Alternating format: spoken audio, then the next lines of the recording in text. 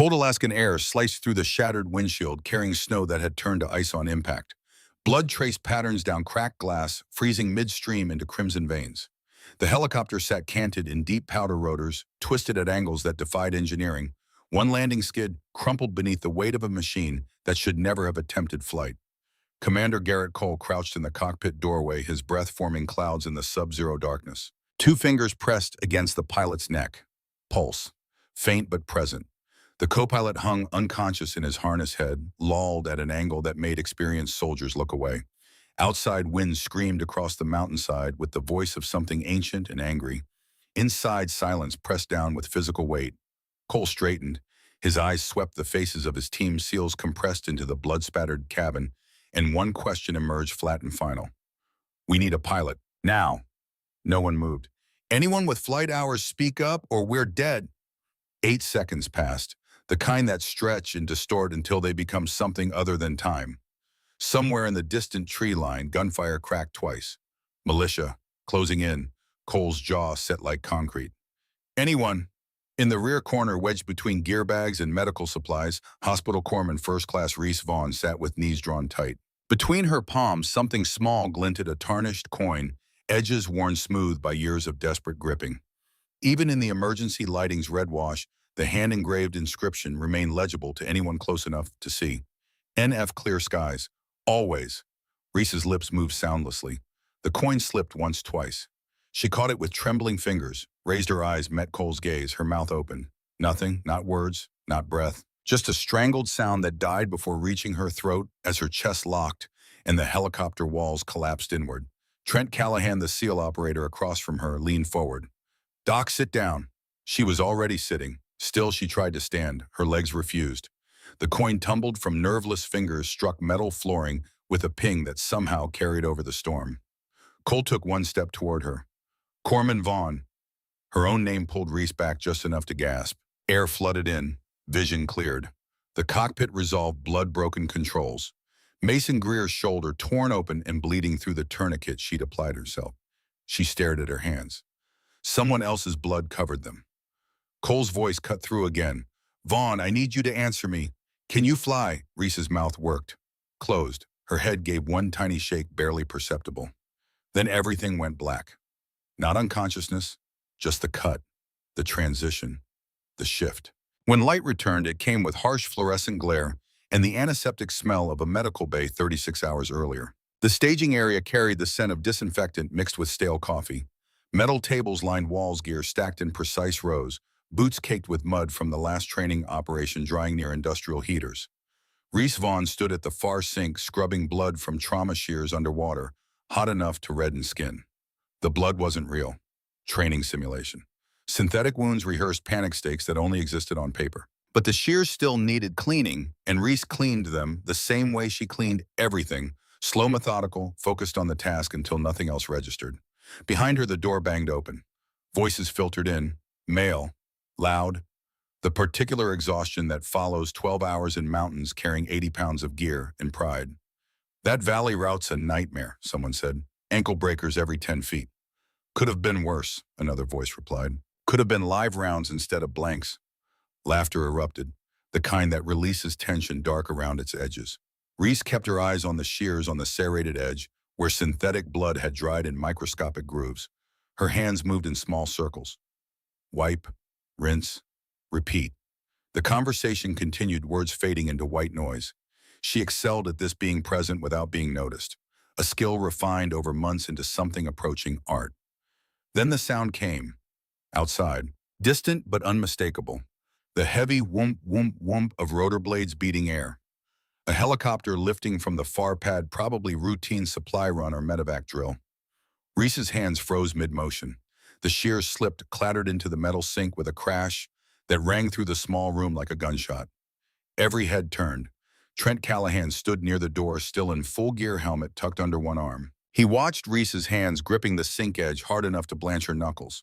Watched her shoulders go rigid. "Jumpy medic," Trent said. Not loud, just loud enough. "Real confidence builder, doc." A younger operator, still catching his breath, laughed. "Maybe admin duty's more her speed. Less scary." The words landed and settled. No one challenged them. No one shifted uncomfortably. This was standard issue in units like this, small cuts death by 1,000 paper slices. Reese Bent retrieved the shears, resumed cleaning. Her face revealed nothing. No anger, no hurt, no reaction whatsoever. But her hands shook, slightly, just enough. She finished cleaning in silence, dried them, returned them to their case with a soft click. Then she extracted a small orange prescription bottle from her pocket and dry swallowed a pill. Without checking the label, the helicopter outside had vanished, the sound gone. But Reese's heart still hammered against her ribs, and her breathing still came shallow and quick. She remained at the sink another minute, palms braced on cold metal, waiting for the medication to take the edge off the panic. No one asked if she was okay. No one noticed when she slipped out. The equipment bay stood empty. That's why Reese sought it out. She moved through gear rows with muscle memory, not really processing any of it. Rucksacks hung on hooks, weapons locked in racks, helmets stacked in neat pyramids. Everything organized, everything accounted for. She located her own equipment in the back corner. Her medical pack, pre-staged and ready, sat on a shelf beside her tactical harness. Standard issue nylon webbing, quick-release buckles, attachment points for pouches and equipment. Reese lifted it down and spread it across the table. Then she began her inspection. First, the shoulder straps. She tugged each one, testing stitching feeling for weak points. Her fingers traced every inch of webbing, pausing at buckles to ensure proper function. Once, twice, a third time, she moved to the chest strap. Clipped it, unclipped it, clipped again. Pulled hard enough to lift the entire harness off the table. The metal held. She set it down and shifted to the waist belt. Check. Test. Check again. Anyone observing would think her obsessive, paranoid, over-prepared, but no one was watching. Reese worked through the entire harness 3 complete cycles. Every strap, every buckle, every attachment point. When she finally stepped back, she stood staring at it for a long moment. Outside, another helicopter spooled up. The sound filtered through walls, muffled but present. Reese's eyes closed. For 5 seconds, she remained perfectly still. Not moving, barely breathing, just listening. Then her eyes opened, tracking upward, following a sound no one else in the building would analyze. Her head tilted fractionally left, her eyes unfocused, lips moving in silent count. The rhythm of the blades, the engine pitch, the subtle wobble and rotor wash indicating the pilot compensating for crosswind. She knew these things without conscious thought. The way a musician recognizes when an instrument sits out of tune. The way a mechanic identifies an engine misfire. The helicopter climbed. Reese's eyes tracked its invisible trajectory through ceiling, through roof, into sky. She knew its altitude by sound alone, knew when it banked left, knew when the pilot increased power for climb out. When the sound finally faded to nothing, she lowered her head and released a breath she hadn't known she was holding. She reached into her pocket. The coin came out warm from body heat, tarnished silver smooth from years of fingers rubbing the same spots. One side showed the faint outline of a helicopter, details worn almost invisible. The other side bore an inscription, hand-engraved, slightly crooked. NF, clear skies always. Reese's thumb traced the letters. Her throat tightened. A memory flickered. Not the bad one. Not the fire. Just a fragment, a woman's laugh, sunlight, streaming through a cockpit window, a voice saying something Reese could no longer recall. Then it vanished. She returned the coin to her pocket and hung the harness back on its hook. Outside, darkness was settling over Anchorage. The briefing room held 15 people. Mostly SEALs, a few support personnel, one intelligence analyst with a laptop and a tired expression that suggested too many 18-hour days. Commander Garrett Cole stood at the front near a wall-mounted screen displaying a topographic map of the Denali region. Reese occupied the back row, notebook open, pen ready, eyes on the map. Cole dispensed with preamble. We have a missing persons situation, 48 hours old. Richard Walsh, age 42, and his son Ethan, age 9. Last known position here. He tapped the screen. A red circle appeared in a valley system northeast of Denali National Park. Father and son on a backcountry hiking trip. Experienced outdoorsmen filed proper permits, carried satellite beacon. Beacon went dark yesterday morning. Last transmission placed them in this drainage. Cole zoomed in. The terrain was brutal, steep valleys, dense forest elevation changes that could shatter ankles and spirits. Weather's been deteriorating, snow, low visibility, but that's not our primary concern. Another tap, a second overlay appeared in red. This is the operational range of a domestic extremist group, armed separatists, anti-government militia types operating out of a compound somewhere in this area. We've maintained surveillance for months, but they weren't our primary mission. Until now. Cole paused. Let that information settle. Intel suggests the militia knows there are civilians in their territory. Whether they've made contact remains unknown. But if they have, it won't be friendly. Trent raised a hand. Rules of engagement. Avoid contact if possible. We're here for the civilians. But if engaged, you're cleared to respond with appropriate force. Appropriate force. Military euphemism for don't start a firefight, but finish one if necessary. Cole continued. Blizzard's moving in tonight. We've got a 4-hour window, maybe 5 if luck holds. After that, nothing flies. We insert by helicopter, locate the civilians, extract, and get out before weather socks us in completely. He scanned the room. This is search and rescue with potential combat complications. Stay sharp. Reese wrote notes. Probable injuries, exposure, hypothermia, frostbite, trauma from falls or wildlife encounters. Her medical bag would need extra thermal blankets, glucose warming packs. She focused so intently on her list that she nearly missed the next part. We lift in 90 minutes. Mason's flying lead bird, Blake's his co-pilot, Holland's crew chief.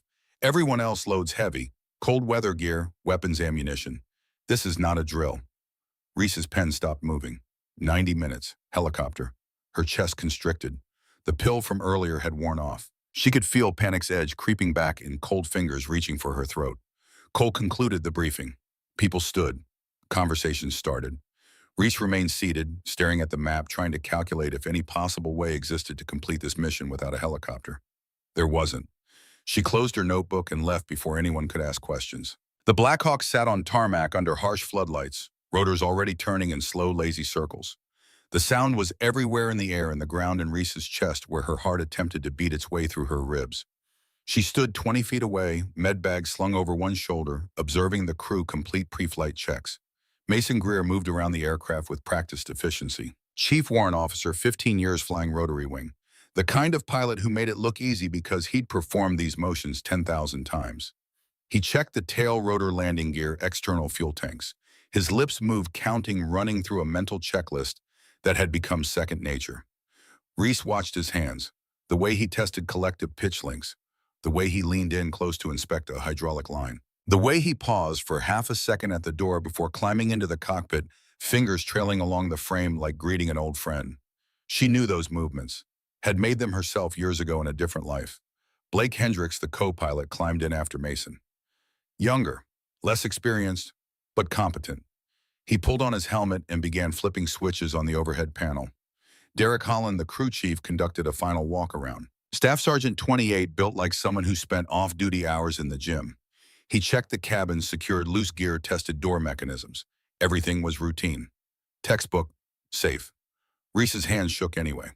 Senior Chief Wade Brennan materialized beside her, 42 years old, silver, starting to show at his temples, the kind of man who'd seen enough combat to recognize when someone was holding themselves together with willpower and nothing else. He didn't speak immediately, just stood there watching the helicopter with her. After a moment, he spoke. "You done this before?" Reese knew what he meant. Flown, been in helicopters, but she answered the question he'd actually asked. "Yeah." "Recently, no." Brennan nodded, pulled a piece of gum from his pocket, unwrapped it, folded it into his mouth. "Safest way to travel statistically." Reese almost laughed. Almost. "That's commercial planes, not military helicopters." "True enough." Brennan chewed his gum. "But Mason's good. Best pilot in the unit. He'll get us there and back." Reese wanted to believe that.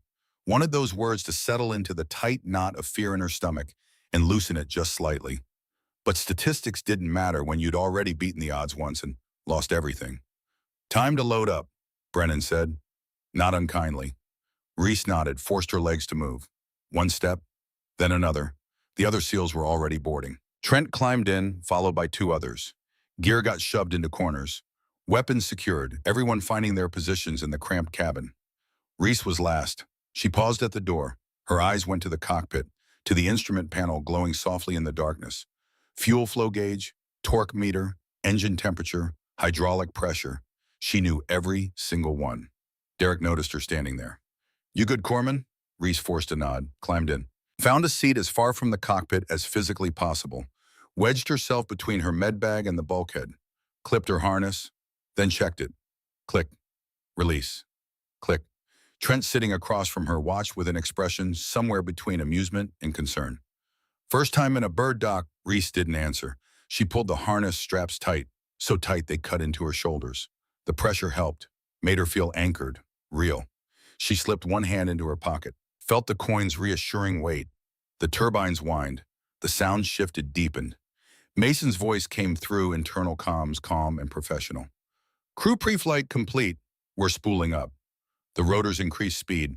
The whole aircraft began to vibrate. That particular frequency that meant everything was working. Everything was normal. Everything was fine. Reese closed her eyes, tried to breathe. 5 counts in, hold. 5 counts out. It wasn't working. Her heart raced. Her palms sweated despite the cold. The helicopter walls pressed in smaller and smaller until she couldn't distinguish where the aircraft ended and her own body began. A flash behind her eyelids. Fire. Alarms. Nora's voice screaming her name. Reese's eyes snapped open. Trent was still watching her. This time his expression had shifted. Less mockery, more genuine concern. Hey, he said, quiet enough that only she could hear. You really okay? Reese met his eyes, lied with her entire face. Fine. The helicopter lifted. For 1 second, the skids remained in contact with the ground. The next, they weren't. That transition, that moment of leaving Earth, felt like falling upward into void. Reese's fingers dug into her harness straps hard enough to hurt. Outside the window, anchorage dropped away. Lights became smaller. Streets became lines. Buildings transformed into abstract boxes. The world became something distant and unreal. Mason's voice came through again. Crew were airborne. Flight time to AO is approximately 45 minutes. Weather's degrading faster than forecast. We'll have about 90 minutes on site before we need to be wheels up for extract. Copy that, someone responded. Reese didn't trust herself to speak. The helicopter banked left and her stomach lurched. Not from the motion, from memory, from the feeling of controls under her hands and the knowledge of exactly what inputs Mason was making to produce that turn. Left pedal, cyclic pressure. Slight collective adjustment to maintain altitude. She knew it like she knew her own heartbeat, and that knowledge was a curse. The city fell behind. Mountains rose ahead. Even in darkness, they were massive, ancient, indifferent to the small machine, carrying fragile humans through air that could kill them in a dozen different ways. Reese kept her eyes open, forced herself to look, to see snow-covered peaks, deep valleys carved by glaciers that had been grinding stone for millennia. Forests so dense they looked black from above. Beautiful, deadly, utterly unforgiving. Derek Holland moved through the cabin, checking gear, ensuring nothing had shifted during takeoff. He paused next to Reese. Need anything, Doc? She shook her head, didn't trust her voice. Derek nodded and moved on. The flight continued. Minutes passed. The aircraft's vibrations settled into a steady rhythm. Some of the SEALs closed their eyes. Others stared out windows. Trent cleaned his rifle movements, automatic hands busy with familiar routine. Reese sat perfectly still. She counted breaths, counted rivets in the bulkhead across from her, counted anything she could count to keep her mind from wandering to places it couldn't return from. Then the aircraft shuddered. Just once. A bump of turbulence. Nothing unusual, nothing dangerous. But Reese felt it in her bones, felt the way the helicopter dropped half a foot and caught itself, felt the micro adjustments Mason made to compensate. Collective down slightly, cyclic forward a fraction power increase. And in that instant, her mind wasn't in this helicopter anymore. It was in another one, 6 years ago. Different mountain range, different mission, storm building, visibility dropping. Decision point, Nora's voice in her headset. We can push through, 5 minutes to checkpoint. And Reese, aircraft commander, making the call. Negative, we're IRTB. Weather's too bad. The argument. Brief, pointed. Nora disagreeing but complying because that's what co-pilots did. The turn, banking left, beginning the route back to base. The sound, a mechanical shriek that didn't belong. Tail rotor failure, the worst kind. The kind that killed. Auto rotation, emergency procedure. Reese's hands moving collective down, maintain, rotor RPM, find a landing spot, any landing spot. But there wasn't time, the spin. The sickening rotation as the helicopter lost all directional control. Nora screaming, Reese screaming, the ground coming up too fast. Impact, fire. Reese ejecting harness, releasing door, blown clear. Hands grabbing her and pulling her away from the flames. And Nora, still inside, trapped, burning. The present snapped back like a rubber band. Reese gasped, realized she'd stopped breathing. Her chest heaved, pulling in air too fast, hyperventilating. No one noticed. The cabin was dark. Everyone focused on their own pre-mission mental preparation. She forced herself to slow down, breathe, count in, hold out. She pressed her palm against her pocket, feeling the coins outline through fabric. NF Nora Finch, clear skies always. What a lie that had been. Mason's voice crackled through the comms. Crew, we're 5 minutes out. Weather's getting worse. Visibility's dropping. Stay sharp. The team stirred, weapons checks, final gear adjustments. The subtle shift from transit mode to mission mode. Reese pulled her medbag closer, unzipped the top, ran a mental inventory. Bandages, hemostatic agents, IV supplies, airway kit, everything she might need to keep someone alive in the middle of nowhere. Everything except the ability to save someone from burning alive in a crashed helicopter. The aircraft descended. Reese felt it in her inner ear. The pressure change, the shift in engine pitch. Through the window, she could see snow. Not falling, blowing. Horizontal sheets of white that made it impossible to distinguish where sky ended and ground began. This was bad weather, the kind pilots hated, the kind that killed, and they were flying directly into it. Reese's throat closed again. Her heart hammered. The pill she'd taken hours ago was long gone, and there was no way to take another without everyone seeing. So she sat and breathed and pressed her palm against the coin and tried not to think about fire. The helicopter banked hard, searching, Mason's voice tight with concentration. Looking for the LZ. Visibility's near zero. Stand by. More banking, the aircraft tilting, Reese's stomach in her throat. Then from outside a sound that didn't belong. A crack, sharp, distant, but unmistakable. Gunfire. Mason's voice different now, harder. Contact, taking fire. The second round hit before anyone could respond.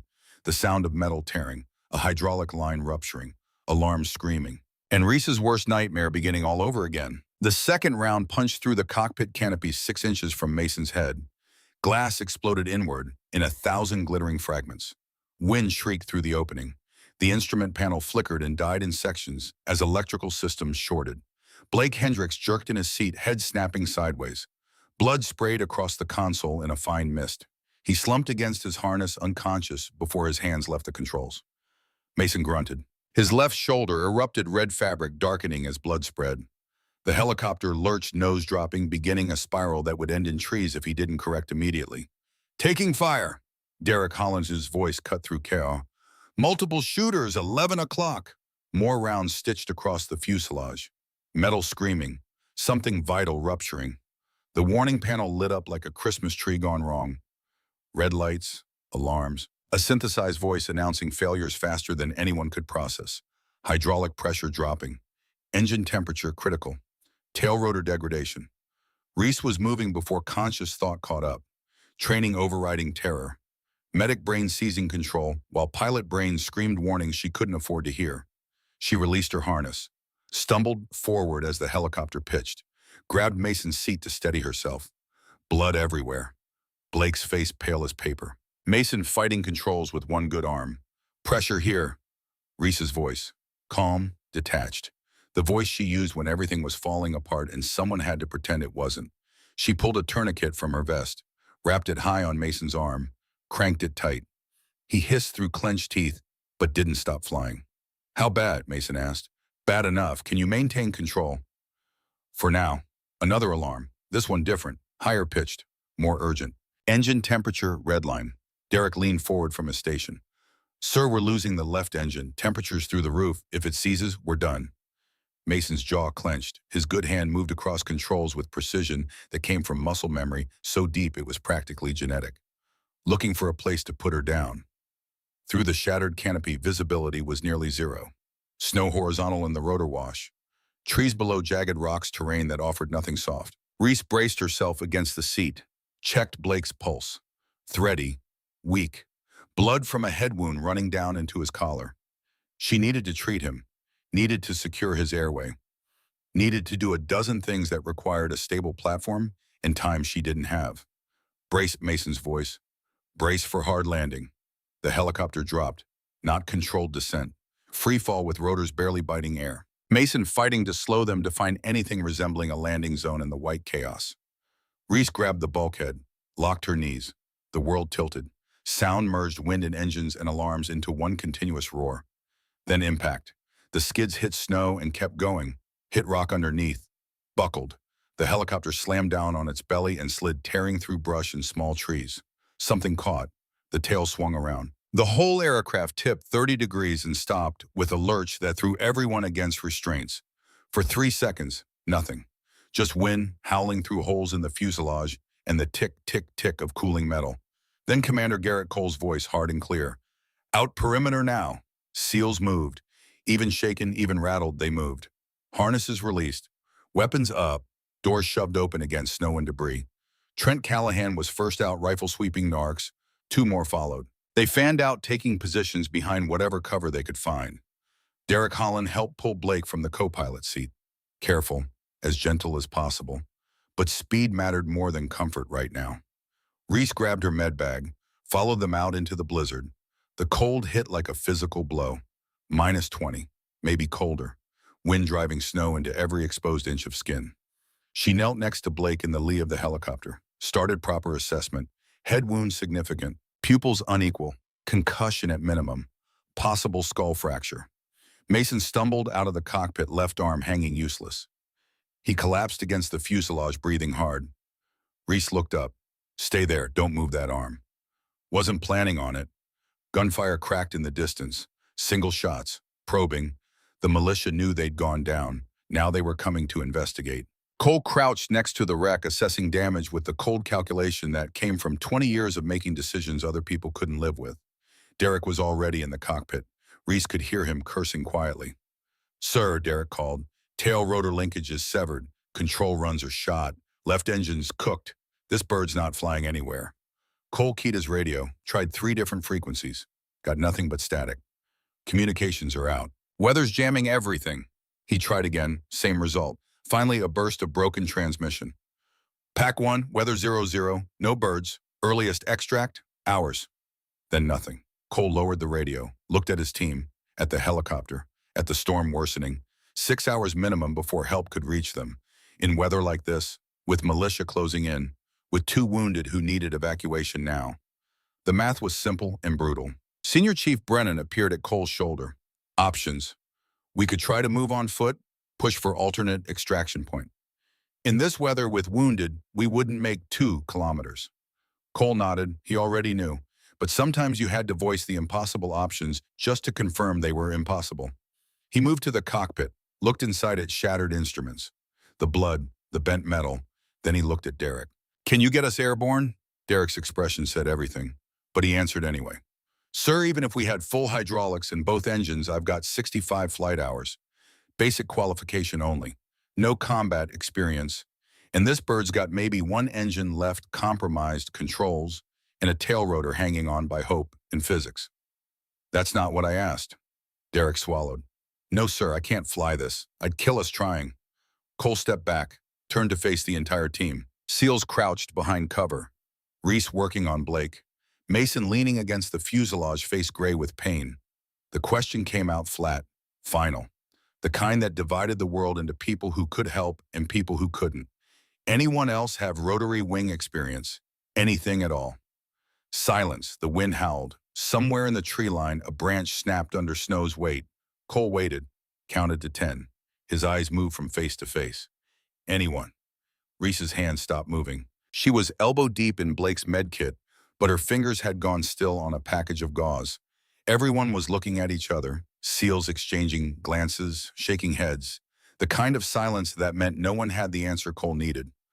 No one except the person who'd been trying very hard not to be noticed. Reese stood, slowly. Her knees shook. Not from cold. Every eye shifted to her. She opened her mouth, tried to speak. Nothing came out except a sound halfway between a word and a gasp. Trent's voice not unkind. Doc, sit down. But Reese was already standing. She clenched her fists, unclenched them, tried again. The word barely made it past her lips. Her throat closed, panic rising. The helicopter behind her suddenly looked like a different helicopter. The snow became smoke. The wind became rotor wash from a bird going down. Senior Chief Brennan took a step closer, his voice gentle. Reese, breathe. What were you? She shook her head. Couldn't say it. The words physically would not form. Mason Greer, leaning against the wreck with a tourniquet on his arm and blood soaking through his flight suit, turned his head, looked at her with eyes starting to glaze from blood loss. "Corpseman," he said. "Quiet. Your last name's Vaughn." Reese met his eyes, nodded, just barely. Mason's brow furrowed. Working through something. Pain made it hard to think, but he was thinking anyway. Fort Carson, 2019. Army Aviation Training Rotation. The world seemed to stop. Even the wind held its breath. There was an instructor, auto-rotation specialist, best I ever saw. Name was Vaughn. Nobody moved. Mason's eyes focused with effort. "That was you." Not a question, a statement. Reese's hands were shaking so hard now, she had to clasp them together to keep them still. Her breathing came fast and shallow, hyperventilating. She knew the signs, knew she was spiraling, couldn't stop it. "Wait," Trent said. He stood from his position behind a snowdrift. "Doc's a pilot." Reese shook her head violently. "Was. Not anymore. I can't. I haven't flown in 6 years because—" She stopped. Couldn't finish. Cole took 3 steps toward her. "Corpsman Vaughn, can you fly this aircraft, yes or no?" "I don't know." The words came out too loud, too raw. "I haven't touched controls since—" "Since what?" A flash behind Reese's eyes. Fire. Nora's face. The sound of metal tearing. "Since I killed my co-pilot." The words fell like stones. Heavy. Final. Irretrievable. Everyone stared. Cole's expression didn't change. He processed the information the way he processed everything. Without emotion. Without judgment. Just data. Mechanical failure or pilot error. "Does it matter?" Reese's voice cracked. "Yes." "Mechanical. Tail rotor. We were in a turn. RTB. Because of weather. The linkage failed. We went into uncontrolled spin. I tried to auto-rotate, but there wasn't enough altitude. We crashed. I ejected. She didn't." Reese's chest heaved. She couldn't get enough air. The world narrowed to a tunnel, black edges creeping in. Her name was Nora. Captain Nora Finch. She was 28. She trusted me. I was aircraft commander. And she burned to death because I made the wrong call. Mason, through pain, through blood loss, through everything, said quietly, "You made the call to turn back. That's why you lived." "She didn't. But the board cleared you." "The board wasn't in the cockpit." Reese's voice echoed off the mountainside. Came back empty. Cole let the silence settle, counted 3 breaths, then spoke. "I need you to make another call right now. Can you fly or not?" Before Reese could answer, a new sound cut through the storm. Voices, distant, getting closer. And underneath them, the unmistakable sound of someone in pain. "Help, somebody help us." Derek Holland spun toward the sound rifle up. Through the snow, shapes appeared. 2 of them. One tall, stumbling. One small, being half carried. Cole made a hand signal. 2 SEALs moved forward, weapons ready. 30 seconds later, they emerged from the white, carrying a man and a boy. Richard Walsh, 42 years old, looked like he'd aged a decade in 2 days. Frostbite on his cheeks, eyes hollow with exhaustion and fear. He clutched his son like a lifeline. Ethan Walsh, 9 years old, wasn't crying. That was the worst part. Kids that hurt usually cried. When they stopped, it meant something bad. Trent and another SEAL laid the boy down in the snow. Even in darkness and blowing snow, the damage was obvious. His left leg was mangled. Not from a fall, from a trap. Steel jaws had closed on his calf, and he'd been dragged through the mechanism before his father got him free. Metal had torn through muscle and scraped bone. Blood soaked through makeshift bandages. His face was white, lips blue. Reese dropped to her knees beside him without thinking. Medic brain overriding everything else. "What's his name?" "Ethan," Richard said, voice hoarse. "Please, I tried to stop the bleeding, but—" "You did good. I've got him now." Reese's hands moved, cutting away ruined bandages. Assessing. The leg was bad, worse than bad. Without proper surgery, within 2 hours he'd lose it. Maybe bleed out before that. She pulled supplies from her bag. Hemostatic gauze. Pressure bandages. A fresh tourniquet. "Hey, Ethan," she said, calm, controlled. "I'm Reese. I'm going to help you. This is going to hurt. Can you be brave for me?" The boy nodded, tears on his cheeks frozen in place. She worked, fast, efficient, stopped the worst of the bleeding, stabilized what she could. It wasn't enough. Not nearly enough. But it bought time. Richard knelt in the snow watching. There were men with guns. They were hunting us. Said we were trespassing. We ran. Ethan stepped in that trap. I got him out, but they were coming. We hid. Waited. Then we heard the helicopter crash. How long ago did he get hurt? Reese asked. Richard's eyes were haunted. 18 hours. Reese's hands stilled for just a second. 18 hours. Massive trauma. No antibiotics, no surgical intervention in this cold. She looked up at Cole, met his eyes. Cole saw it, read it in her expression. Understood, without words, what the timeline meant. He pulled Reese aside, 5 feet from the others. Enough for privacy, not enough to be out of earshot if someone was listening. As a medic, Cole said quietly, what's his timeline? Reese glanced back at Ethan, at Richard holding his son's hand. 90 minutes, maybe 2 hours before the damage is permanent. After that, even if we save his life, he loses the leg. And as a pilot, can you fly us out of here? The question landed like a punch. Reese's mind fractured, split into pieces. The medic who knew exactly what Ethan needed. The pilot who knew exactly what getting this helicopter airborne would require. The woman who'd already failed once and killed someone she loved. I don't know, she whispered. Every time I close my eyes, I see Nora burning. I can't. I haven't been able to even sit in a cockpit without having a panic attack. I've been taking medication just to be near helicopters, and it barely works.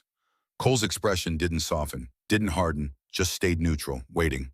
Here's the reality, he said. If you don't fly, we wait 6 hours for extraction. Ethan loses his leg at minimum. Probably dies. Militia finds us before that, good chance we all die. If you do fly and crash because of your trauma, same result. Everyone dead. He paused. Let that sink in. But if you fly and succeed, everyone lives. So I'm not asking you to be brave. I'm not asking you to get over your trauma. I'm asking you to do the math. What kills fewer people?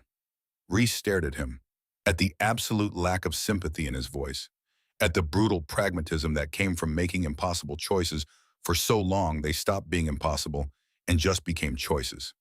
You're asking me to risk everyone's life on whether I can keep it together long enough to fly. Yes. What if I can't? Then we all die. But we're dying anyway if you don't try. At least this way there's a chance. Somewhere in the distance, gunfire cracked. Single shots. The militia. Getting closer. Behind them, Ethan made a sound. Small. Weak. The sound of a child who'd used up all his strength and had nothing left but pain. Reese's nails dug into her palms hard enough to leave crescents. She looked at the helicopter, at the shattered cockpit, at the blood on the seats, then at Ethan, then at her own hands. Hands that had pulled Nora's dog tags from the wreckage. Hands that had been given a coin at a memorial service. Hands that had sworn to save lives because she couldn't save the one that mattered most. I need 10 minutes, she said. Cole nodded once. You've got 5. He walked away, left her standing there in the snow with a choice that wasn't really a choice at all. Reese moved to the helicopter, stood at the cockpit door, stared at the pilot's seat like it was a grave she'd been avoiding for 6 years. She reached into her pocket, drew out the coin. The inscription caught what little light filtered through the storm. NF clear skies always. Nora's handwriting, given to Reese the day they graduated flight school together. A promise, a hope, a future that lasted exactly 4 years before it ended in fire. Reese's fingers traced the letters. Her vision blurred. I'm so sorry, Nora, she whispered. I'm still so scared. Every day, every time I hear a helicopter, I want to run. And now there's a kid here who sounds like you did that day, and I couldn't save you. Her voice broke. Maybe I can save him. She closed her fingers around the coin, held it tight enough to feel the edges bite into her palm. Then she climbed into the cockpit. The seat was still warm from Mason's body heat, still wet with his blood. The controls were stecky, the instrument panel half dead. Everything wrong, everything broken. Reese settled into the seat. Her hands hovered over the collective and cyclic. Not touching, not yet. Just hovering, trembling so badly she could see them shake in the red emergency lighting. A flashback slammed into her. Nora's voice. Pull up! Pull up! Reese gasped, jerked her hands back. Mason appeared in the doorway, wounded, pale but conscious. He leaned against the frame, his good arm braced to keep himself upright. Reese, he said, quiet. Listen to me, not to the memory, to me. She couldn't look at him, couldn't look at anything but her shaking hands. I can't do this. You already are. You've been doing it since you boarded back at Anchorage. I watched you. During pre-flight, your eyes tracked every move I made. You were running the checklist in your head. Muscle memory isn't enough. Then use your fear. You're scared of crashing. Good. That'll make you careful. That'll make you check everything twice. That'll keep you sharp. Reese shook her head. Nora died in a crash. If I crash now, then that kid dies because you didn't try. Is that what Nora would want? The question landed like a blade between ribs. Reese closed her eyes, breathed, counted to 5. When she opened them, her hands were still shaking, but they were moving toward the controls, close enough to touch. Talk me through it, she said, voice barely above a whisper. Step by step. Don't let me think. Just tell me what to do. Mason nodded, settled himself against the doorframe, conserving what strength he had left. Battery on. Reese's hand found the switch, flipped it. The instrument panel flickered. Half the gauges still dead, but half was better than none. Fuel pump. Another switch. A PU start. She pressed the auxiliary power unit starter. The sound of the engine trying to catch. Failing, trying again. Then it caught, a rough idle, not smooth, not healthy, but running. Good, Monsieur Mason said. Now the main engine, left one's dead, right engine only. You'll have reduced power, but it should be enough. Reese's hand moved to the ignition, paused. What if it doesn't start? Then we wait to die, but you won't know unless you try. She pressed the starter. The engine coughed, sputtered. Alarms screamed about temperature and pressure and a dozen other things that were wrong. Reese released the starter immediately. Stop, she said. Give it a second. She exhaled slowly. No panic, no rush. She adjusted 2 switches Mason couldn't see, but she knew by heart. Tried again. The engine caught, rough, grinding, but running. The rotor blades began to turn, slow at first, heavy, fighting against ice and damage in physics that said this machine shouldn't fly. But it did turn, and with each rotation it turned faster. Outside, Cole watched. Brennan watched. Trent and Derek and everyone else watched as the impossible started to look possible. Reese wrapped her left hand around the collective, her right around the cyclic. Her feet found the pedals. And for the first time in 6 years, Hospital Corpsman First Class Reese Vaughn became what she used to be. She became a pilot, but she wasn't alone. In the back of her mind, in the place where fear lived, she heard Nora's voice. Not screaming, not burning, just saying what she always said before a flight. Clear skies, Reese. Even in the storm. Even in the darkness. Clear skies. The collective felt wrong in Reese's grip. Too light where it should have had weight. The hydraulic feedback that made flying feel like partnership with a machine was gone. What remained was dead metal and desperate hope. She eased it upward, half an inch, then another. The rotor blades accelerated. The sound shifted from labored grind to something approaching operational. Not smooth, not healthy, but closer. The helicopter shuddered. Vibration rattled through the airframe. Loose panels buzzed. The whole aircraft felt like it might shake itself into pieces. Reese's eyes tracked the engine temperature gauge. Climbing. Fast. Too fast. Temps are spiking, she said. Mason leaned closer, reading over her shoulder despite the pain. I see it. We don't have a choice. We need to get airborne. If that engine seizes in the air, then we crash. But if we stay here, we die anyway. Militia's 300 meters out, maybe less. As if to punctuate his words, gunfire cracked in the distance, closer than before. 3 shots. Deliberate, not random. Cole appeared at the cockpit door. Vaughn, we're out of time. Reese nodded, brought the collective up another inch. The skids shifted, creaked against snow and rock. The helicopter wanted to lift, but couldn't quite commit to leaving the ground. Derek Holland's voice from outside. We're too heavy. All the gear, full weapons load, everyone aboard. She's over max gross weight. Cole didn't hesitate. Dump everything non-essential. Ammo we're not carrying, extra water. Packs, move. SEALs scrambled. Rucksacks hit the snow. Ammunition cans, water jugs. Equipment they'd carried into the mountains being abandoned in seconds because weight was the difference between flight and death. Reese waited, watched the load lighten through the side mirror, felt the helicopter's balance shift as hundreds of pounds disappeared.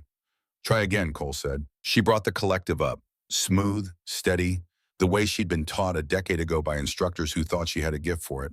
The skids lifted, 1 inch, 2. Then the flashback hit, not a memory, a full sensory assault. The smell of burning fuel, the sound of Nora screaming, the feeling of controls going dead under her hands as the tail rotor failed and the world began to spin. Reese gasped. Her hand jerked on the collective, dropped it. The helicopter slammed back to earth. The impact jarred everyone inside. Blake groaned. Ethan cried out, Vaughn! Cole's voice, sharp, but Reese couldn't hear him. She was 6 years in the past, in a different cockpit, watching Nora try to reach the door that wouldn't open, watching fire spread, watching her best friend die while Reese floated to Earth under a parachute with a working ejection system. Her breathing came in ragged gasps, hyperventilating. The cockpit spun, her vision tunneled. From the cabin, a small voice, weak, terrified. Please don't let me die. Ethan, 9 years old, leg mangled, bleeding despite everything Reese had done, running out of time with every heartbeat. The sound of that child's voice cut through the flashback like a blade. Reese blinked. The present came back. The storm, the damaged helicopter, her hands on controls that still worked despite everything. She tightened her grip on the coin still pressed into her left palm beneath the collective. Nora wouldn't want this. Wouldn't want Reese frozen while a child died. Wouldn't want the fear to win. Clear skies, Reese. She exhaled.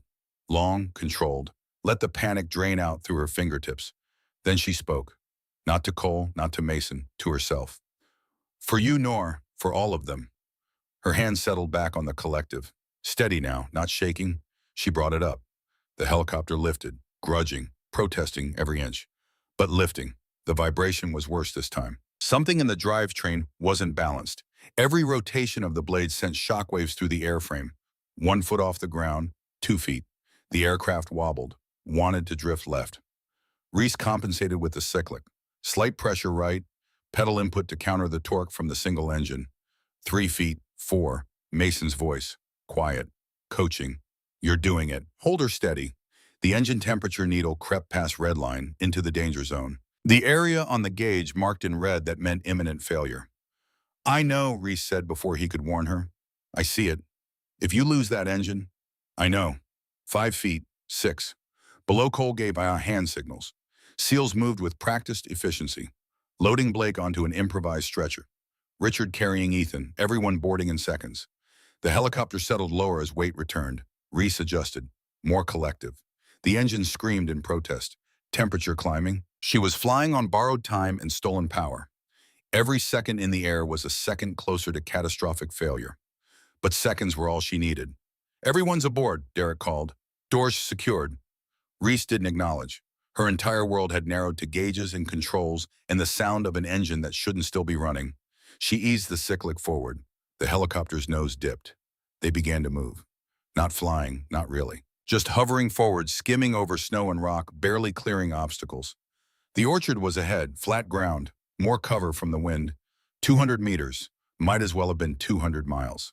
The blizzard hit them like a wall, wind shear from 3 directions at once.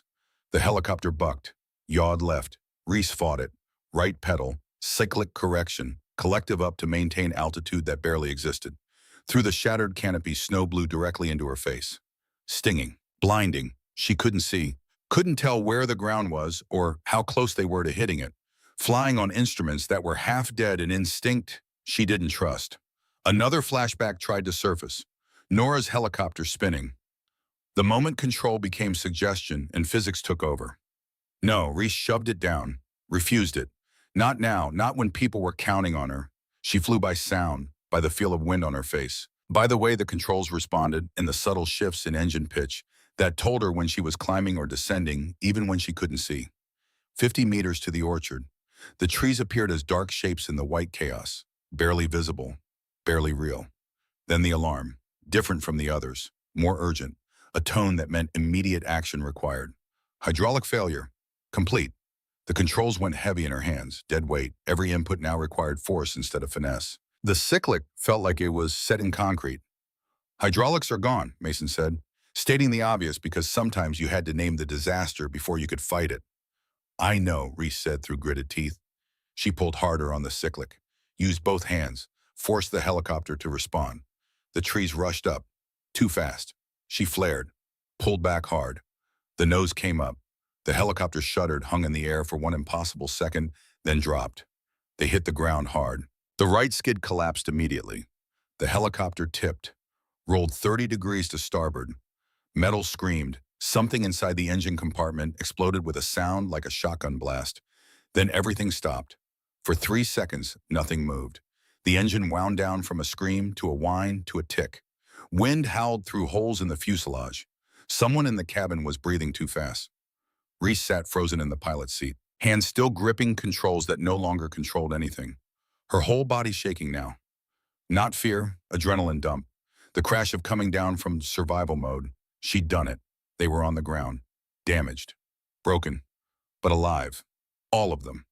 Cole appeared at the cockpit door, looked at her, looked at the destroyed instrument panel, looked at the engine temperature gauge that had gone past redline into zones the manufacturer probably didn't even test for.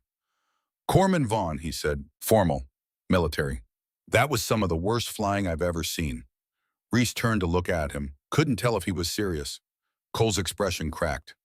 Just slightly, not quite a smile, but close. It's also the only reason any of us are still breathing. Get out. We need to move before militia finds us. He disappeared. Reese tried to unbuckle her harness. Her hands wouldn't cooperate, shaking too badly. Mason reached over with his good hand, popped the release for her. Come on, he said, we're not done yet. She climbed out of the cockpit on legs that didn't quite work, stumbled, caught herself on the fuselage. The helicopter was destroyed. Skid collapsed. Tail rotor bent at an angle that made it clear it would never spin again. Smoke rising from the engine compartment. But it had gotten them here, 200 meters from where they'd crashed, 200 meters closer to the extraction point. 200 meters, that might be the difference between living and dying. Reese walked around the wreck. Her palm trailed along the metal, like saying goodbye to something that had saved her life by nearly killing her. Then she went back to being a medic. Ethan was laid out on a thermal blanket, Richard beside him. The boy's breathing was shallow, rapid, his leg worse than before despite everything.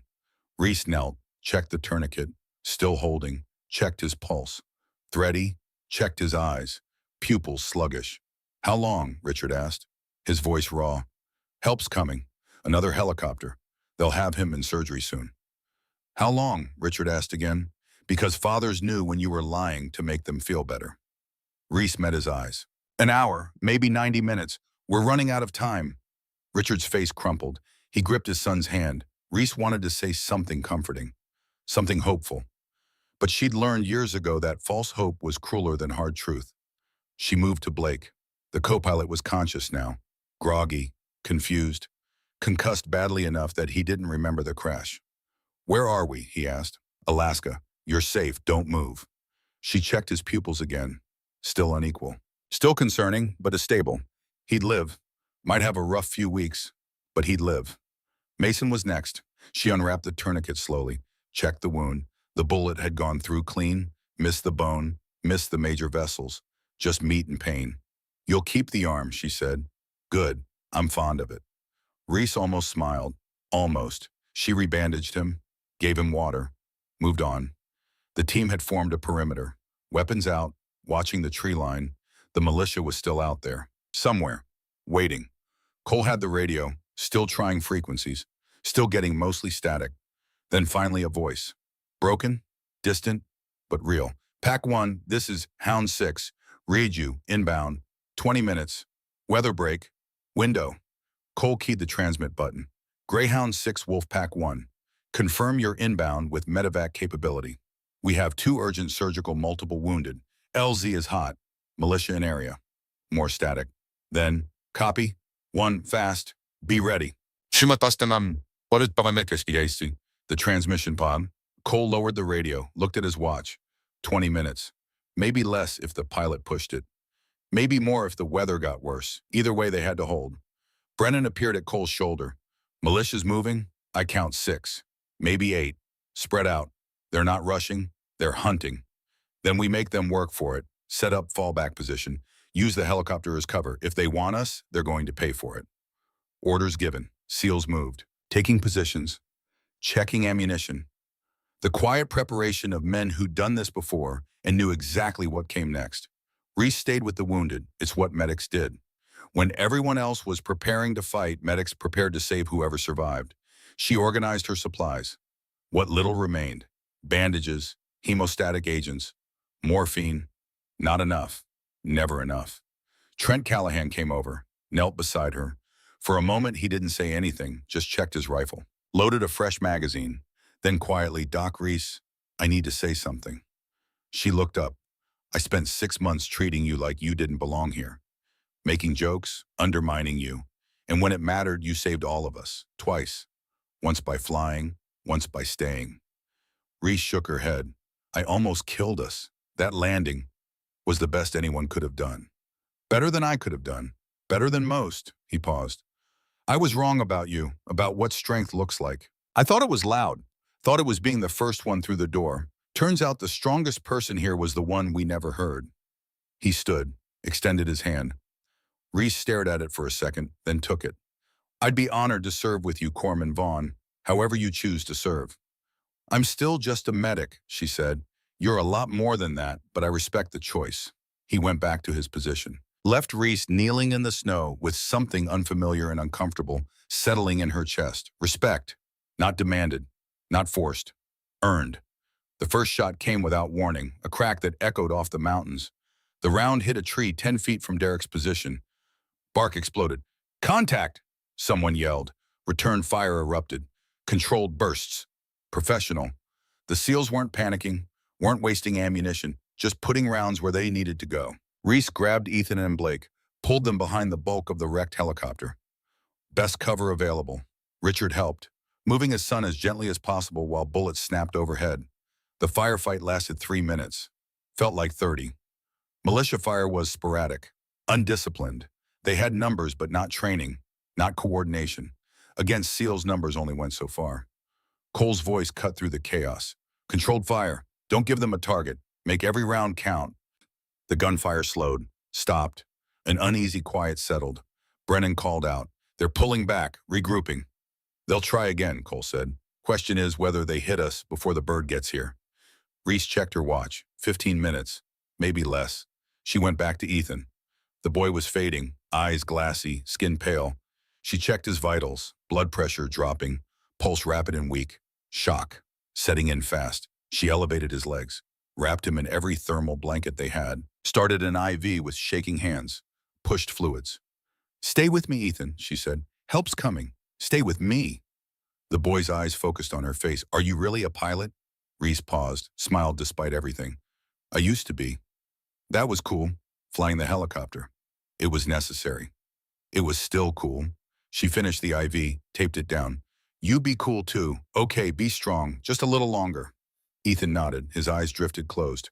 Richard gripped Reese's arm. He's going to make it right.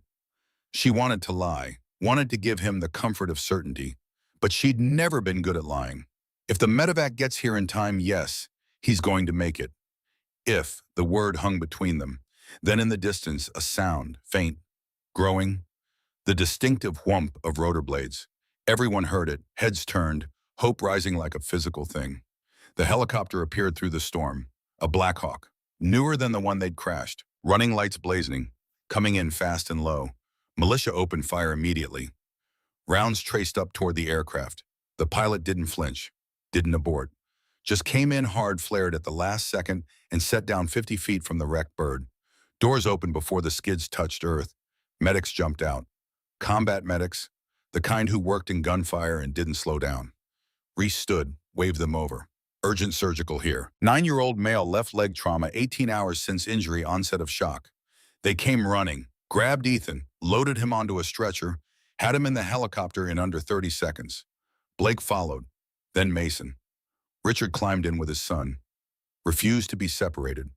The SEALs provided cover, suppressing fire, keeping the militia at distance. Cole counted heads, made sure everyone who needed to get out got out. Then he turned to Reese. You're on this bird. I can wait for the next one. That wasn't a request, Corman. She climbed aboard.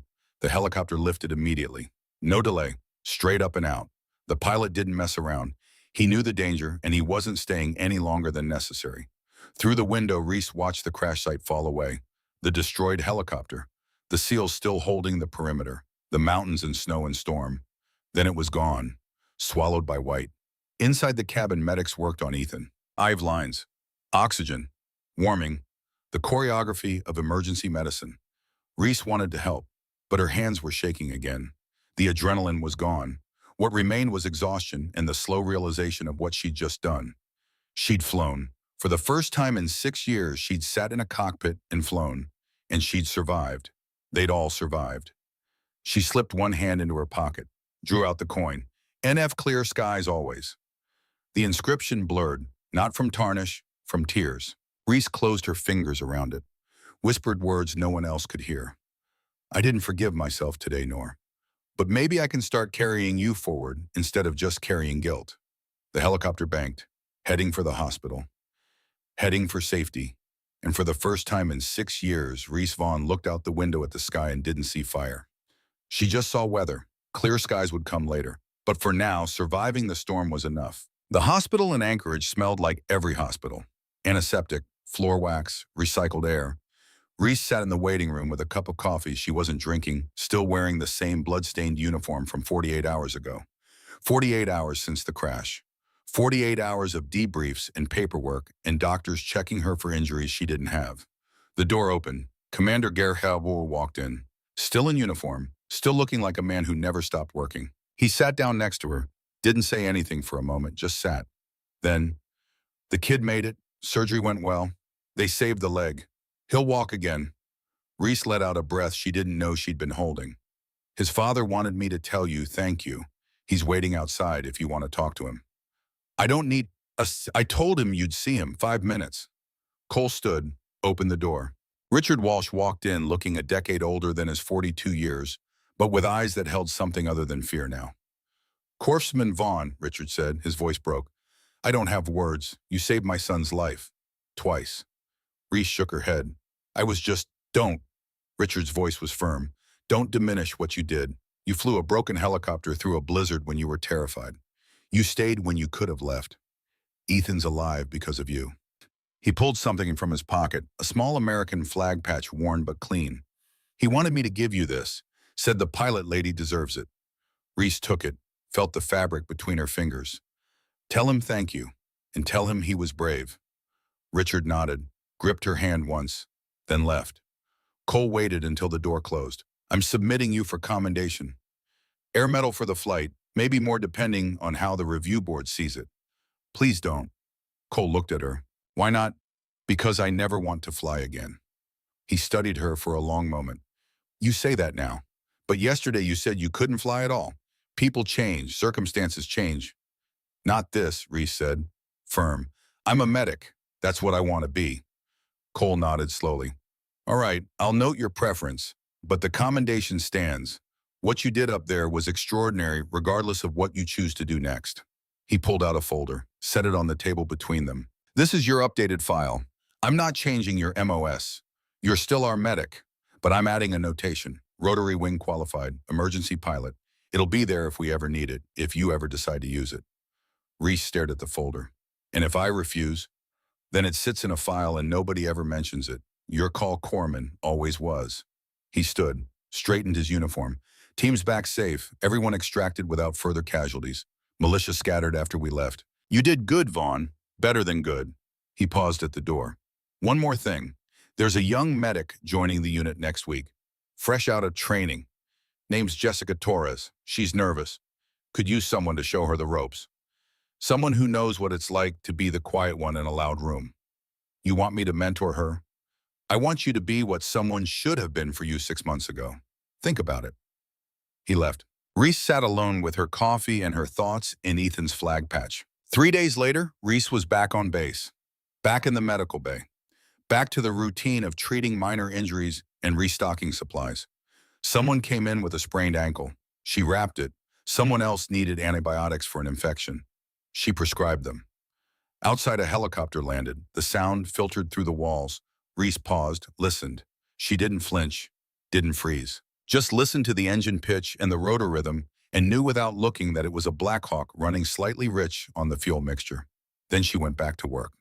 That evening, she found herself standing at the edge of the helicopter pad, not running away, not forcing herself, just standing there watching the sunset paint the sky in shades of orange and purple.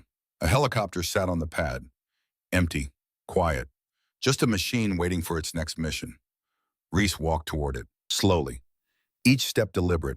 She reached out, touched the fuselage, metal cold under her palm. No panic, no flashback, just metal.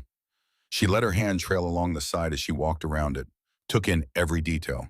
The rotor blades, the landing skids, the cockpit windows reflecting the dying light. When she reached the pilot's door, she stopped, looked inside at the seat, at the controls, at the instrument panel. Her heart beat faster, but not with terror, with something else. Something she couldn't quite name. She didn't climb in, wasn't ready for that yet, but she didn't run away either. Behind her footsteps approached. She turned. Senior Chief Wade Brennan stood there, hands in his pockets. "Evening, Vaughn." "Chief," Brennan looked at the helicopter, back at her. "Heard you're not accepting the commendation." "Word travels fast." "Always does." He pulled out his gum, offered her a piece. She declined. He unwrapped it himself, folded it into his mouth. "For what it's worth, I think that's the right call. Not because you don't deserve it, but because you get to define what you are. Not the medal, not the mission, you." "Thank you, Chief." "Mason says you're one of the best pilots he's ever seen. Says you've got instincts that can't be taught." Reese didn't respond. "Trent says you're the best medic we've had. Says you're calm under pressure in ways most people can't manage. I'm just, and I say you're both, and that's rare. Someone who can do two things at that level. But it's your choice which one you lean into. Or if you lean into both. No pressure, no expectations, just options." He walked away, left her standing there as darkness settled over the base. Reese looked back at the helicopter, at the cockpit. Then she reached into her pocket, pulled out the coin. In the fading light, she could barely read the inscription, but she knew it by heart. "NF clear skies, always." "I'm not there yet, Nor," she whispered, "but maybe someday I will be." She put the coin back, turned away from the helicopter, and walked toward the barracks without looking back. 1 week later, Reese stood outside the medical bay waiting. A young woman approached, 22, dark hair pulled back in a tight bun, eyes nervous, shoulders squared but uncertain. Jessica Torres, the new medic. "Corpsman Vaughn," Jessica said, voice barely above a whisper. "Just Reese is fine. You're Torres." "Yes, ma'am. I mean Corpsman. I mean Reese," she said again, gentle. "Come on, I'll show you around." They walked through the bay. Reese pointed out where supplies were kept, where to find equipment, how the system worked. Jessica listened, took notes, asked questions. After the tour, they sat in the small office. Reese pulled out a manual. "Flight medical protocols. Study this," she said. "Know it. You never know when you might need it." Jessica took the book, flipped through it. "Do we fly a lot?" "Sometimes, enough that you should be comfortable with it." "I've never been in a helicopter." Reese paused, smiled slightly. "You will be. First time's always the hardest." Jessica nodded, set the manual aside. "Can I ask you something?" "Sure." "The other guys, they seem close, like a family. Do medics? Do we fit in?" Reese thought about that, about 6 months of being the quiet one, about jokes and isolation and finally grudgingly earned respect. "You fit in by doing your job," she said, "by being good at what you do, by showing up when it matters. The rest takes time, but it comes." "Did it come for you?" Reese thought about Trent's apology, about Brennan's quiet support, about Cole's respect. "Yeah," she said, "it did." Jessica smiled, relieved. "One more thing," Reese said. "How many times do you check your harness before boarding aircraft?" Twice." "Make it 3, always." Jessica looked confused but nodded. "Okay, 3 times. Got it." Reese stood. "Get settled. Tomorrow we start for real.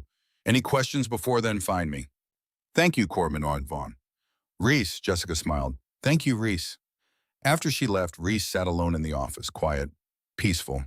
She reached into her pocket, pulled out the coin one more time. The inscription caught the fluorescent light. "NF clear skies, always." Reese traced the letters with her thumb, felt the familiar grooves. "I think I'm going to be okay, Nor," she whispered. "Not today, not tomorrow, but someday. I think I'm going to be okay." She held the coin for another moment. Then instead of putting it back in her pocket, she opened her locker, found a small shadow box frame she'd been keeping there for weeks. She placed the coin inside, along with Ethan's flag patch, along with a photo she'd kept hidden her and Nora at flight school, young and smiling, and convinced they'd live forever. She closed the frame, set it on the shelf where she could see it every day. Not hidden, not forgotten, just there. A part of her history, not all of her future. Outside, a helicopter spooled up for a night training mission. Reese listened to the sound, analyzed it automatically. Black Hawk, both engines healthy, good pilot, smooth takeoff. She walked to the window, watched it climb into the darkening sky, and somewhere in the back of her mind, she heard Nora's voice one last time. "Clear skies, Reese, even in the storm. Especially in the storm." "Clear skies." Reese smiled, touched her fingers to the window glass. Clear skies, Nor. Always. Then she turned back to her work, to her life, to the future she was still learning how to build. One day at a time, one flight at a time, one quiet act of courage at a time, until the skies were clear again.